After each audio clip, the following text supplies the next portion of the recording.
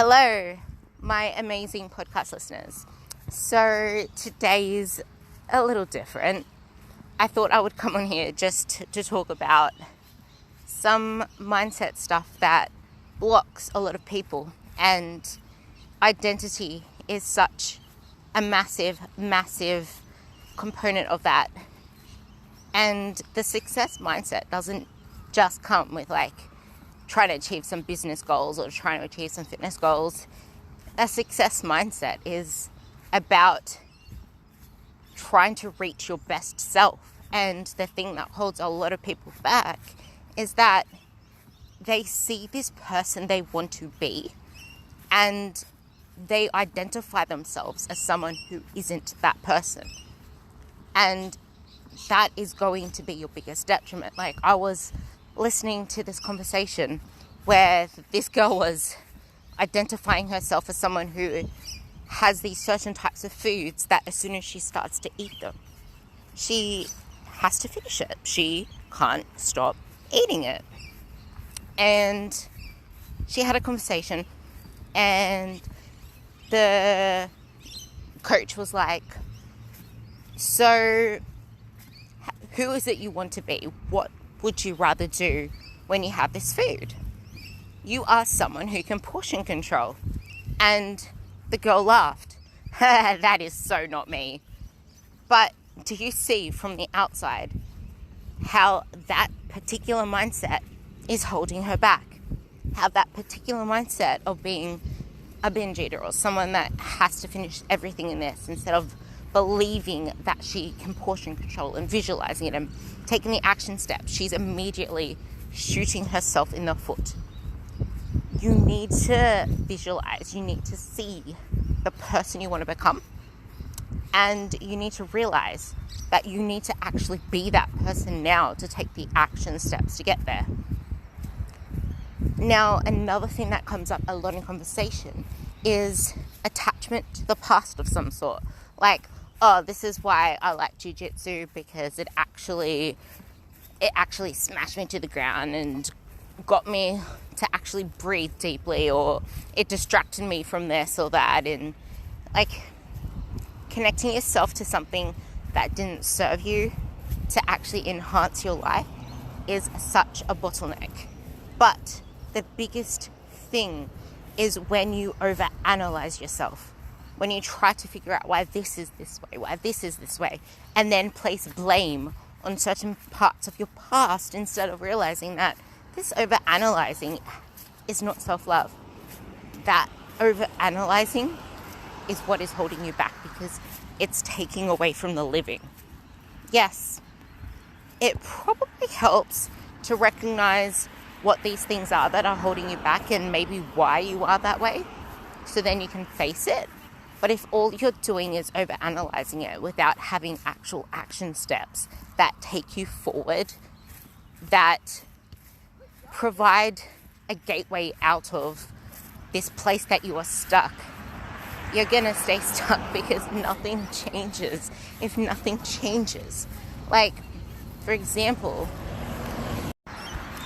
okay, so if you haven't read the book Atomic Habits, I highly recommend it, because I'm going to actually shift the focus to that now, because in Atomic Habits it talks about choice construction or choice architecture. Think about when you go to Woolworths or Walmart or wherever you live and there's the grocery store. Now, if you look at the ends of the aisles, you usually see things that are on special, but they aren't typically in line with your health and fitness goals. And then when you go to the cash register, I'm pretty sure they still have $1 chocolates and half price Snickers bars and Mars bars and whatever else is there. The things that you are more exposed to, your environment, that is what is going to shape your outcome, because your outcome, your results, your success, the life that you live out every single day, is a resultant of your thoughts, your identity, because how you believe yourself to be leads to the thoughts that you have, not only about yourself, but about the, like, how you interpret the environment around you. No one sees the same environment in the same way. Like, for example, imagine if I had yellow tinted glasses on and I had Jane Doe next to me who didn't have yellow tinted glasses on. Everything I'm seeing looks a particular shade of yellow, but she's not seeing that.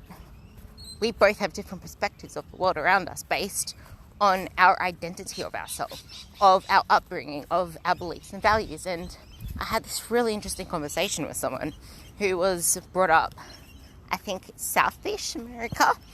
And apparently South America is very bigoted and they don't see the wrong in that. But you can have a conversation with them and they will put out their biases. They will shoot others down and see nothing wrong with it. You can pull them up on it and they will laugh at you and then probably abuse you because they do not see what they are doing wrong. Their perception of everything around them is based on the way that they were brought up, their beliefs, their identity. Like, these are probably extremes, but if you actually think of it from a different perspective, you can see exactly how you stand in the world and why things are the way they are in your life. Like, plenty of times I have to mute some groups for a while because I cannot stand the way that people talk in there. They're either too soft, they're either so bitchy and high school like, come on, grow up. But they don't see anything wrong with that. Other people would probably chime in. Like, people are brought up in different ways. Your upbringing shapes so much of your beliefs. You just need to, like, my theme of life at the moment is zoom the fuck out, because we are so entrenched in what we do every day, in our own identities, in our own beliefs, that we just cannot see it from an outer perspective until we zoom the fuck out. Like, yesterday, I don't know what it was in the bloody stars, the universe, moon, whatever the fuck, but 3 people were struggling with the same thing, and that's trying to make shit complex too soon, overwhelming themselves. Like, I can repeat myself day on day, and to me that's okay, because, like, this type of stuff is practice, and that's my job as a coach. It's to remind you to not make shit so complex sometimes, or to slow down sometimes. Sometimes my job as a coach is getting you to actually do less, to stop thinking, to stop trying to add more to the bucket, because we too often try to do too much and overwhelm ourselves. Like, the world isn't gonna get lit on fire if you miss one thing on your to-do list. If you try to accomplish too much and have such high expectations for yourself, you're gonna feel like a failure. I put up a post the other day saying, what's your favorite carb? And I had like a ridiculous face on saying this is my face when people tell me that carbs are bad for you. And then everyone's putting their favorite carbs, and then I had one of my clients, well, not one of my clients, one girl who just became a client, so she wasn't really in the loop just yet. She's like, why are people saying sugar? Why are people saying chocolate? Why are people saying pizza and pasta? Like, what the hell's going on with this food? I'm so overwhelmed. I'm like, dude, slow the fuck down. Slow down. Go back to the basics. Go back to the program. Go back to your app. In the app, we are at a stage where we are literally just building habits. I have her at the most basic level of simply sending photos of her food, everything she eats, just getting into the habit of weighing it, of measuring it, of putting that data down and sending it to me and being accountable of what she eats. And just getting in movement. Basic movement. That is all. Like, if you aren't ready to start at level 9, don't bloody start at level 9. Start with where you are at. The moment you try to overwhelm yourself is the moment that you will feel like a failure, because there is no such thing as failure until you stop trying. And if you are feeling like a failure, maybe zoom the fuck out and ask yourself, is this realistic? Are my expectations too high? Anyway, I hope that helps, and I will see you tomorrow, actually, because I have another amazing podcast coming up with a doctor. So I will not really see you, but you will hear me then.